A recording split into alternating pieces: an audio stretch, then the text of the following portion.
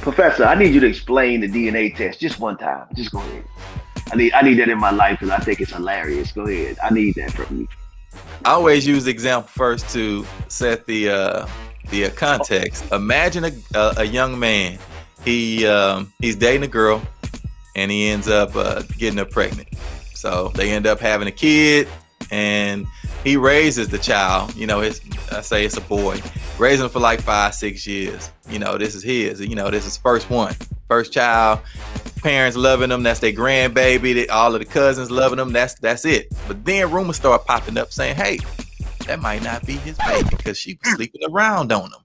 So he a little subconscious now. He's like, well, I never thought of it, but I'm gonna go question it. So he go question the chick. Hey, did you ever cheat on me when we were kind of messing around before we got serious and then you got pregnant? She's like, nah, baby, I never do that. So he was like, okay, I still don't feel comfortable with this. I want a DNA test. So he go down. Of course, she pissed, but she's gonna be pissed about it. So they end up going down to the DNA paternity office, and then they get the test done. When they do the test, they're gonna take his DNA and her DNA and the child's DNA, and they're gonna measure it along the DNA for the child to try to find sequences that match. When they find those exact sequences, that means that is your child. They have these areas along the DNA markers, these DNA markers, and then they have up to 16, 18, sometimes 30 something, and all those markers have to match. Once they match up, they know, okay, then you're the parent. There's no way possible that you're not going to be able to be the parent without those matching up. They verify that you're the parent, the dad. So they do this, and of course, the test comes back, that ain't your child. You are not the father. So he's like, damn, what the hell? It ain't my baby. What do you mean? Are you sure? Okay, yeah, it's 99.99% sure. We can't say 100% because no science will give you 100%. It's always going to be the highest percentage that we can give you without being 100%.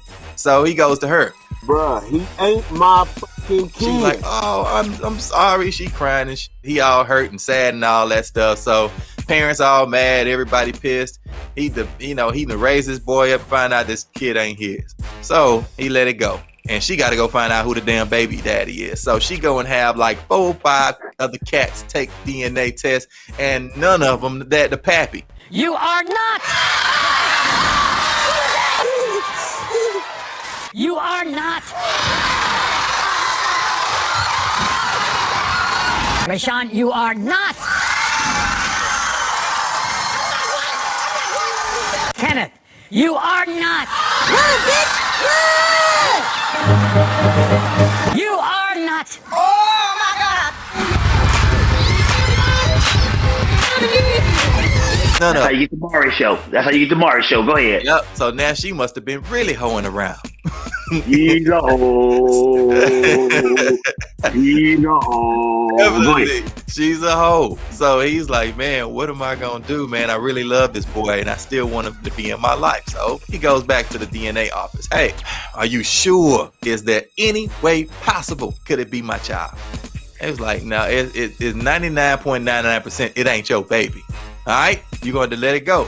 It ain't your child. But what if we took you and all of the other fathers, the guys that tried to be the father, found out if they were the father, we took all of them and then we ran some numbers to determine who was the most likely to be the baby's father that's not the baby's father. Who got the highest percentage? And that's what DNA ancestry tests are, because you're not directly related to them. They're not testing to see if you're similar or perfectly matched to these people.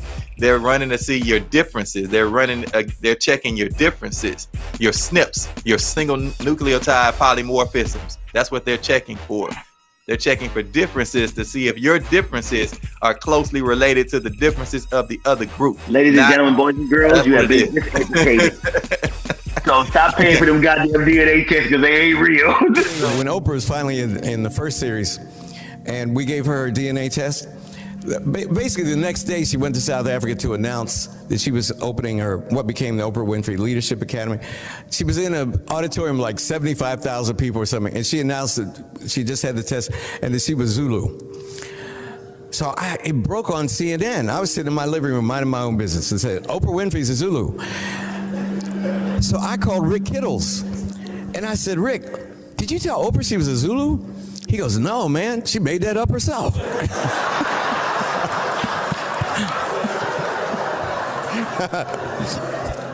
It's a true story. It's a true story. I would lie to make you laugh, but I'm telling you a true story. So I said, Rick, are you in your lab? He said, yeah. I said, is anybody there? He said, no. I said, when the results come in, make her Zulu, man. You know? I said, you back there making it up anyway. I said, you back there making it up anyway.